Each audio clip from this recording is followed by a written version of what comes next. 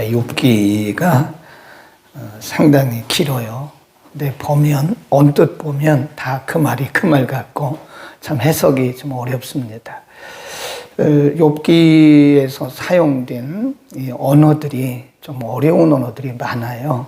문학서이기도 하고, 그래서 우리가 그 장마다 하나님께서 의도하신 바를 이렇게 찾아내는 것이 중요하죠. 하나님의 말씀은 언제나 많이 읽는 것도 중요하지만 그 말씀 속에서 우리에게 의도하신 바가 뭐냐, 우리가 그것을 하나님의 의도 찾기라 그럽니다. 하나님의 의도를 찾아야 성경을 읽는 의미도 있고 또 성경을 듣고 말씀을 듣는 의미가 있다. 6장에서 엘리바스의 그 충고, 엘리바스는 그 특징이 뭐라고 그랬죠? 자기가 단정 짓는 거예요. 그러니까 우리가 그런 일을 좀 많이 하잖아요. 어떤 우리의 지체들이 어떤 어려운 일을 만나면 우리가 단정 지어요. 그러니까 우리 입장에서 우리가 그거를 깨뜨려야 되거든요. 내 입장에서 내 틀을 가지고 내가 그동안 경험한 것, 내가 알고 있는 것, 나의 신앙, 이 틀을 깨야 되는데 우리는 엘리바스하고 비슷해요. 그래서 자신의 경험, 자신의 주관적인 생각, 이런 걸 가지고 다른 사람들에게 적용을 한다고 이렇게. 그러면 그 사람들은 사실 그 사람과는 상관이 없는 얘기죠. 엘리바스가 한 얘기는 욥과는 상관이 없어. 맞는 얘기인데 욥과는 상관이 없다. 그래서 욥이 말하기를 6장에서 어제 본문에서 욥이 말하기를 당신은 나를 괴롭게 하는 자다. 나를 위로해주고 내가 당신에게 동정받기를 원했는데 오히려 당신은 나를 더 힘들게 하고 있다. 그러니까 욥의 말이 우리 잘 들어야 돼요. 우리가 맞는 말을 한다고 해서 그 사람에게 유익되는 건 아닙니다. 그래서 자꾸 이게 남을 가르치려고 하는 게 이게 문제예요. 오히려 가르치려고 하는 그것보다는 우리가 그를 이해해주고 동정해주고 위로해주는 것이 훨씬 낫다. 그래서 어떤 때는 10편의 설교보다는요, 한 번 손잡아주는 것이 주의 이름으로 손잡아주고 기도해주는 것이 훨씬 나을 수도 있어요. 그러니까 자꾸 사람들에게 설교하고 가르치려고 하지 말고 그 사람의 입장에 서서 그 사람을 위로해주고 동정해주는 것이 좋습니다. 우리는 그걸 뭐라 그러냐면 편 들어준다고 그래요. 편을 들어주는 거예요. 네. 편을 들어주면 그 사람이 굉장히 힘을 얻어요. 그 다음에 오늘 본문에 보면, 오늘 본문에서는 어제는 엘리바스의 그 단정 지은 교훈에 대해서, 충고에 대해서 욥이 당신의 말은 내게 도움이 되지 않았습니다 라는 것이었고, 오늘 본문에서는 이제 하나님과의 관계에서 욥의 독백이에요. 욥의 특징이 뭐냐면 하나님께는 원망하고 하나님께는 자신의 비참함을 다 이렇게 토설했어요. 근데 사람에게 말하지 않았다는 거예요. 네, 사람에게 원망하고 사람에게 불평하고 그게 안 했다는 거죠. 오늘 본문에 보면 자기 독백입니다. 1절에서 6절에 보면 세상에 있는 인생에게 전쟁이 있지 아니하냐, 그날의 품꾼의 날과 같지 아니냐, 쭉 내려가다가 4절에 보면 내가 누울 때면 말하기를 언제나 일어날고 언제나 밤이 갈고 하며 새벽까지 이리 뒤척 저리 뒤척 하는구나. 내 살에는 구더기와 흙조각이 의복처럼 입혔고 내 가죽은 합창되었다가 터지는구나. 이게 몇 달째 이러고 있는 거예요. 몇 달째. 욥의 고난이 몇 달인지는 우리가 정확히 몰라요. 그런데 많은 주석가들이 여러 가지 증빙 자료를 가지고 연구를 해보니까 이렇게 온몸에 악창이 나가지고 지금 본인이 그러잖아요. 구더기가 덮였고 흙이 덮였단 말은 온몸이 흙처럼 다 그렇게 썩어져 가는 거예요. 거기에 구더기가 있죠? 이것이 6개월 이상 되었다는 거예요. 온몸이. 사람이 하루만 그렇게 고통스러워도 힘든데요. 몇 개월째 이러고 있는 겁니다. 얼마나 힘들겠어요. 6절에 보면 나의 날은 배틀의 북보다 빠르니 소망 없이 보내는구나. 아무런 소망이 없다는 거예요. 인간적으로 볼 때 온몸에 이렇게 악창이 났는데 무슨 소망이 있겠어요. 밤이면 밤마다 괴로워하고 밤이면 밤마다 차라리 내가 눈을 뜨지 않는 게 좋겠다. 그런 생각을 하는 거죠. 네. 그 다음에 7절부터 10절은요. 하나님 앞에 독백을 하는 거예요. 7절. 내 생명이 한 호흡 같음을 생각하옵소서. 나의 눈이 다시 복된 것을 보지 못하리이다. 이 말은 소망이 없습니다. 나를 본 자의 눈이 다시는 나를 보지 못할 것이고 주의 눈이 나를 행하실지라도 내가 잊지 아니하리다. 곧 죽는다는 거죠. 나는 죽을 것 같습니다. 그런 얘기. 나를 본 자의 눈이 나를 다시는 보지 못하게 할 것이고 주의 눈이 나를 행하실지라도 내가 잊지 아니하리이다. 구름이 사라져 없어진 같이 음부로 내려가는 자는 다시 올라오지 못할 것이라. 그는 다시 자기 집으로 돌아가지 못하겠고 자기 처소도 다시 그를 알지 못하리이다. 그 말은 이렇게 절망적입니다. 예, 소망이 없습니다. 하나님 앞에 독백하는 거예요. 하나님, 저는 정말 소망이 없습니다. 밤이면 밤마다 고통당하고 낮이면 낮마다 고통당하고 내가 아침이 오기를 싫어할 만큼 내가 이렇게 고통을 당하고 있습니다. 그러니까 아마 이런 육체적인 고통은 성경 가운데 욥이 가장 심하리라고 생각을 해요. 물론 다윗도 고통을 당했지만 다윗은 심적인 고통입니다. 아들이 배신하죠. 신하가 배신하죠. 네, 이런 심적인 고통이었다면 욥은 6개월이 넘는 긴 시간 동안 육체적 고통, 사람이 감당할 수 없는 이런 육체적 고통을 욥이 지금 당하면서 그 고통 가운데서 하나님 앞에 독백하는 거예요. 독백. 네, 여러분 이거 필요합니다. 우리 주변에 누가 이렇게 하나님 앞에 그런 얘기 한다고 해서 믿음 없다고 치부하지 마세요. 네, 항상 우리는 역지사지를 해야 됩니다. 어떤 우리의 지체가 믿음 없이 어떤 말을 한다고 해서 믿음이 그거밖에 안 되냐고 막 그렇게 가르치려고 하지 말라고요. 가르치는 것은 하나님이 우리를 가르치시는 거지 우리가 누구도 누구를 가르치려고 해서는 안 돼. 오히려 그것이 상처가 되는 거예요. 욥이 얼마나 힘들까. 욥의 입장에서 욥의 고통을 우리가 조금이라도 이해하려고 해야 되죠. 그리고 우리 자신도 어떤 그 고통이 있을 때는요, 하나님 앞에 말씀드리세요. 괜찮아요. 하나님은 아버지이시기 때문에 우리를 다 이해를 하십니다. 아이고, 하나님 앞에 이런 말을 해도 되냐고. 괜찮아요. 괜찮습니다. 하나님은 다 받으세요. 하나님은 크신 분이라고 그랬잖아요. 우리처럼 그렇게 쪼잔한 분이 아니라고 그랬잖아요. 우리는 누가 우리에게 조금 거슬리는 말을 하면 상처받았다고 그러잖아요. 얼마나 우리가 쪼잔한지 몰라요. 근데 하나님은 그렇잖아요.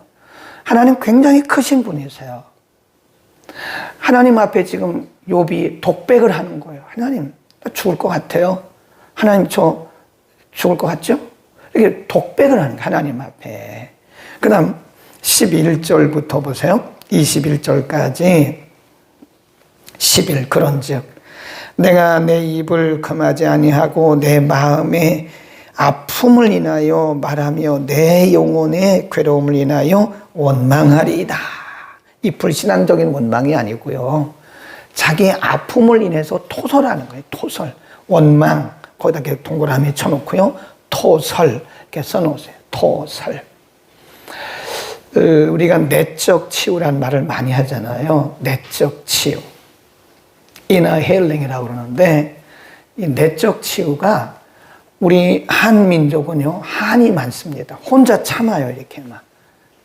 사람들에게 이런 어려움을 당해도 혼자 막 참습니다. 근데 이게 참는 게 치유는 아닙니다. 그냥 우리 속에 이렇게 자꾸 가라앉아가고 이렇게 쌓여져 올라가는 거예요, 지금. 근데 하나님 앞에 토설을 하면 그것이 하나의 치유가 되는 거예요. 누군가에게는 우리가 토설을 해야 되거든요. 그래서 어떤 분들은 목사님을 큰 바위 얼굴로 생각해요. 괜찮아요. 괜찮습니다. 누구한테 그런 말을 하겠어요? 그냥 목사님한테 다 쏟아내세요. 그러나 근본적으로는 하나님께 해야죠. 하나님께 쏟아내는 거예요. 그러면 우리 속에서 이 내적 치유가 일어나는 거예요. 참는 것과 치유는 달라요. 참는 것과 치유는 다릅니다. 크신 하나님이 계시기 때문에 하나님 앞에 쏟아내요. 토설을 해야 되는 거예요. 욥이 이렇게 쏟아낸다고 그래서 그 욥이 지금 불신앙적인 사람은 아니거든요. 그러니까 이러면서 욥은 자기의 마음을 하나님 앞에 쏟아내고 그러면서 내가 얼마나 연약한 인간인 거를 알아가고 있는 거예요. 보세요. 뭐라고 말하나? 12절. 하나님께 드리는 말씀입니다. 사람에게 하는 거 아니에요? 하나님께. 하나님, 제가 바다입니까? 제가 용입니까? 주께서 하나님께서 어찌하여 나를 이렇게 하십니까? 지키십니까? 네. 혹시 내가 말하기를 내 자리가 나를 위로하고 내 침상이 내 수심을 풀리라 할 때에 주께서 꿈으로 나를 놀래시고 이상으로 나를 두렵게 하시나이다. 이러므로 내 마음에 숨이 막히기를 원하오니 뼈보다도 죽는 것이 나으니다. 내가 생명을 싫어하고 항상 살기를 원치 아니하오니 나를 놓으소서. 그래, 하나님, 좀 놔주세요. 놔주세요. 저 이렇게 살아서 어떻게 합니까? 이렇게 고통이 심한데 하나님 놔주세요. 그런 거죠. 그 다음에 또 이렇게 말을 해요. 17절. 사람이, 내가 그 말이에요. 사람이 무엇이간데 주께서 크게 여기사 그에게 뭘 두시고 마음을 두시고 언제마다 아침마다 권징하시며 분초마다 시험하십니까? 하나님, 제가 뭐라고? 하나님 이렇게 분초마다 관심을 가지시고 하나님 이렇게 저를 시험하세요? 네, 이 사람이 이 고통에 직면하게 되면요, 이런 마음이 생겨요. 그래서 이제 시야가 좁아지거든요. 시각이. 사람이 오랜 어려움을 당하면요, 시각이 좁아져요. 그래서 작은 일에도 상처를 받고 작은 일도 오해를 합니다. 우리가 작은 일에 상처받고 작은 일을 오해한다는 것은 내 시야가 좁아졌다는 거예요. 이런저런 일들로 인해서. 그러나 하나님은 그렇지 않은 거죠. 지금 욥의 말을 우리가 뒤집어 보면 돼요. 욥이 지금 인간이기 때문에, 사람이기 때문에, 우리와 똑같은 성정을 가진 사람이기 때문에 욥이 지금 시야가 좁아져서 그런 거지, 욥의 말을 거꾸로 우리가 해석을 해보면 하나님이 욥을 귀하게 여기고 있다는 거예요. 욥이 그런 고난과 고통 속에서 이런 말을 할지라도 하나님은 분초마다 1초도 그를 떠나지 아니하시고 하나님이 분초마다 그를 돌아보시면서 그를 존귀하게 여기고 있다 하는 거죠. 아멘. 여러분, 우리가 고난이 있다고 해서 하나님이 우리를 쳐버리는 거 아닙니다. 그런 생각을 절대 하지 말라고 그랬죠? 그건 성경이 아닙니다. 성경을 잘못 해석하는 사람들이 엘리바스처럼 우리에게 어떤 고난이 오면 죄 때문에 그렇다고 막 단정지, 이런 거 절대 앞으로 하지 마세요. 우리가 하나님이 아니잖아요. 근데 왜 하나님은 우리를 단정 짓지 않거든요. 근데 우리가 단정을 짓는 거예요.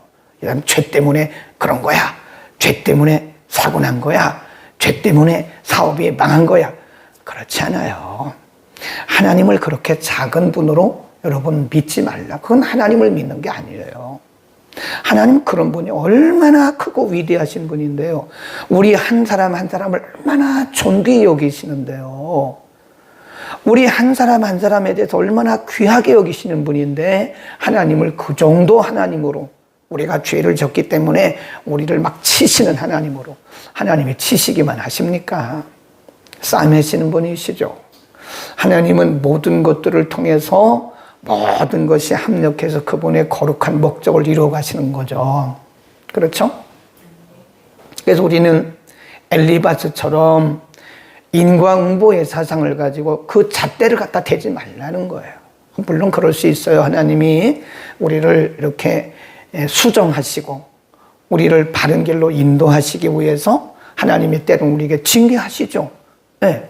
징계는 하나님의 자녀의 특징이라고 그랬어요. 그 징계를 통해서 우리를 더 유익하게 하는 것이 그 죄 때문에 너는 이렇게 맞는 거, 하나님이 너를 치신 거라고. 그런 말 하지 맙시다. 하나님이 뭘 쳐요, 치시기는. 그런 말 자체를 하지 말라고요. 우리는 이상하게도 그런 이상한 성경적이지 않은 그런 말을 가지고 사람들을 힘들게 하는 거예요. 네. 기도한답시고. 그래서 제가 이렇게 보면 기도를 많이 하는 사람들이 위험해요. 기도를 많이 하는 사람들이 성경적인 관점을 갖지 않잖아요. 그러면 오히려 이 사람들이 더 사람들을 상처를 주더라고요. 그래서 저는 기도를 많이 하는 사람들의 말을 별로 좋아하지는 않아요. 왜냐하면 매 말마다 하나님이 그랬다고 그래요. 뭘 하나님이 그래요? 자기 생각이지. 제가 볼 때는 거의 자기 생각입니다. 그러면서도 하나님이 그랬다고. 그런 말 하지 말라니까요. 엘리바스처럼 돼요. 내 생각을 하나님의 생각으로 치부해가지고 사람들을. 물론 기도를 많이 하시는 분들은요, 말씀 중심적이고 하나님 중심적이면 얼마나 좋아요. 그런 분들이 얼마나 유익이 됩니까? 제가 말씀드리는 것은 기도를 하되 미신적으로 믿는 사람들이 있단 말이에요. 기도를 많이 하다 보면 사람이 뭔가 느낌이라는 게 오잖아요. 그 느낌을 갖다가 하나님의 생각이라고 치부하면서 사람들에게 막 잣대를 대는 거예요. 너는 이렇고 너는 이렇고 너는 이렇고 이러면서 사람들을 단정짓는 그런 일을 하지 말라는 거예요. 네. 옛날에 어떤 분이 권사님이, 할머니 권사님이 기도를 많이 하신 분이 계세요. 그래서 이 기도 많이 하는 분들은 말씀으로 돌아가야 돼요. 말씀을 제대로 알지 못하면 요 권사님처럼 돼요. 할머니 권사님이 제가 신학생 때인데 하루는 물론 맞을 수도 있는데 그러더라고요. 학교 가려고 그러는데 전도사님 오늘 동쪽으로 가지 마세요. 그래서 이 무당이네. 비슷해요. 제가 볼 때. 인간에게는요, 우리만 그런 거 아니에요. 불교도 그렇고 힌두교도 그렇고 무슬림들도요, 기도 많이 합니다. 네, 무슬림들은 우리보다 더 많이 기도해요. 물론 잘못된 기도죠. 잘못된 신에게 기도하는 건데, 인간에게는 영성이라는 게 있어요. 영성. 영적인 존재, 인간은 다. 기독교인이 아닐지라도 다 영적인 존재입니다. 그래서 기도를 많이 하면요, 그런 어떤 신비로운 현상들이 나타나요. 불교 보세요. 얼마나 그 신비로운가요? 무당들 보세요. 다 맞춘다니까 그게 신비로운 게 아니에요. 맞춘다고 그래서. 그건 무당이죠. 무슬림들도 보세요. 이번 무슬림들도 보면, 이슬람교도인들도 보면 기도 엄청나게 합니다. 우리보다 훨씬 많이 해요. 그러니까 이 사람들이 신비로운 현상들이 일어나는 거예요. 그렇다고 그게 성령의 역사입니까? 아니잖아요. 힌두교인들은 더해요. 제가 인도에서 있을 때 보니까 힌두교인들은요, 막 기도를 우리보다 훨씬 더 많이 해요. 몇 시간씩 합니다. 사람들이 붕 떠요. 부상해요. 진짜로. 그게 성령의 역사입니까? 그러면? 아니라니까요. 그러니까 우리가 분별을 하라는 거예요. 말씀을 우리가 깊이 상고하면서 분별을 하고 내 생각에서, 내 마음에서 일어난 생각들을 가지고 그것을 하나님의 말씀이라고 그렇게 치부해가지고 사람들을 다 갖다 그렇게 상처 주는 일을 하지 말라는 거예요.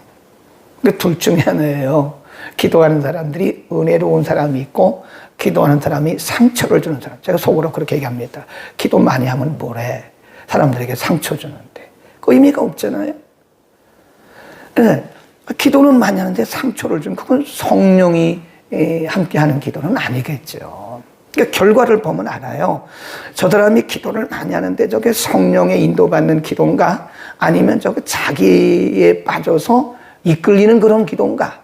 아니면 악한 영이 저를 잡아가지고 속이고 있는가? 이 잘 분별을 해야 된다니까요. 잊지 말라는 거예요. 우리는 얼마나 존귀한 하나님의 자녀인가를 알아야 돼. 히브리서 12장 7절부터 봅니다. 7절 너희가 시작 너희가 참음은 징계를 받기 위함이라 하나님이 아들과 같이 너희를 대우하시니 어찌 아비가 징계하지 않는 아들이 있으리요. 얼마나 정확하잖아요. 모든 이런 고난과 위기가 죄 때문에 오는 것이 아니라 하나님의 자녀이기 때문에 아버지이신 하나님이 우리를 바른 길로 인도하기 위한 하나님의 방법이지, 이게 죄 때문에 왔다고 다 단정 짓지 말라는 거예요. 그 다음 8절 시작. 징계는 다 받는 것이거늘 너희에게 없으면 참마들이 아니니라. 또 우리 육체의 아버지가 우리를 징계하여도 공경하였거든 하물며 모든 영의 아버지께 더욱 복종하여 살려하지 않겠느냐. 저희는 잠시 자기의 뜻대로 우리를 징계하였거니와 오직 하나님은 우리의 뭘 위하여? 유익을 위하여 한다는 거예요. 유익을 위하여. 우리의 유익을 위하여 그의 거룩하심에 참여하게 하기 위하여. 무릇 징계가 당시에는 즐거워 보이지 않고 슬퍼 보이나 후에 그로 말미암아 연단한 자에게는 의의 평강은 열매를 맺느니라. 그러므로 피곤한 손과 연약한 무릎을 일으켜 세우고 너희를 위하여 곧은 길을 만들어 저는 다리로 하여금 어그러지지 않고 고침을 받게 하라. 그렇죠? 우리로 유익을 얻게 하고 우리로 하여금 거룩함에 이르게 하기 위해서, 평강한 열매를 맺기 위해서 하나님이 우리를 그렇게 징계를 허용하시는 거지. 이 징계는 문제를 말하는 거예요. 문제, 위기, 실패, 고난, 고통, 이게 다 포함되는 거예요. 우리의 유익을 위해서 그러는 거지. 엘리바스처럼 인과응보의 사상을 가지고 권선징악의 사상을 가지고 우리를 그렇게 무관심하게 의미 없이 그렇게 우리를 치시는 분이 아니라는 거예요. 이해하시겠죠? 그러니까 우리가 어떤 문제, 위기를 만났을 때는 하나님을 신뢰해야 돼. 이게 가장 중요합니다. 하나님을 신뢰하지 못하면 흔들립니다. 그때부터. 왜 그러냐? 내가 11조를 안 했습니까? 내가 주일을 안 지켰습니까? 내가 새벽 기도를 안 했습니까? 하나님 왜 이러십니까? 그런 말 하지 말라니까요. 네. 주일을 안 지켜서 그럴 수도 있지만 주일 지켜도 11조 해도 하나님이 우리의 연약한 부분을 온전케 하기 위해서 올 수 있다는 거예요. 근데 제가 제 경험으로는요, 10명 중에 6, 7명은 그런 생각을 가지고 신앙생활을 합니다. 그러니 하나님 보시기에 얼마나 답답하시겠어요. 내가 너의 유익을 위해서 이러는데 너희는 왜 이러냐? 하나님 그러실 것 같아요. 너를 잘 되게 하려고 그러는 건데 너는 왜 이상한 말을 하고 이상한 행동을 하냐? 하나님 그러실 것 같아요. 물론 우리가 연약한 인간이기 때문에 이해력이 없으니까 그렇지만 이제부터는 우리는 우리에게 오는 어떤 고난도 하나님을 신뢰합시다. 하나님을 신뢰해야 우리는 믿음으로 바라보는 거예요. 하나님을 신뢰하지 못하면 자꾸 우리는 흔들리는 거예요. 자꾸 인과응보적인 사상을 가지고 하나님 앞에 보상이나 받으려고 한다. 우리는 보상받을 생각으로 신앙생활하면 안 됩니다. 이미 우리는 큰 복을 받은 사람들이기 때문에 그렇습니다. 기도하겠습니다. 은혜를 베푸시는 우리 아버지, 오늘 극심한 고난과 육체적 고통 가운데에서 하나님 앞에 자신의 마음을 토설하는 욥의 모습을 보면서 인간은 누구나 다 연약한 성정을 가진 사람임을 우리가 깨닫습니다. 인간이기 때문에 우리의 괴로움과 우리의 아픔을 토설할 수밖에 없음을 하나님이 아시고, 그럼에도 불구하고 분초마다 우리를 감찰하시며 우리를 존귀하게 여기시는 아버지이심을 우리가 끝까지 믿게 하여 주옵소서. 오늘 히브리서 12장 6절 이하의 말씀에서도 하나님이 우리를 참 자녀로 대우하시면서 우리들에게 큰 은혜와 거룩함에 참여하는 복을 주시고 계심을 믿습니다. 엘리바스와 같은 그런 관점으로 많은 사람들에게 단정짓는 죄를 이제부터는 범하지 말게 하시고, 아무도 하나님의 그 크신 뜻을 알 수 없으므로 하나님을 우리가 온전히 신뢰하면서 믿음으로 끝까지 나가는 우리 모두가 되게 하여 주옵소서. 우리 지체들 가운데 어려움을 만나고 있는 지체들도 있습니다. 믿음에 믿음을 주시고 저들의 신앙을, 저들의 믿음의 눈을 밝혀 주소서. 하나님을 신뢰하면서 그럼에도 불구하고 평안을 누리며 끝까지 승리하도록 하나님 은혜를 더하여 주옵소서. 예수 그리스도의 이름으로 기도드립니다.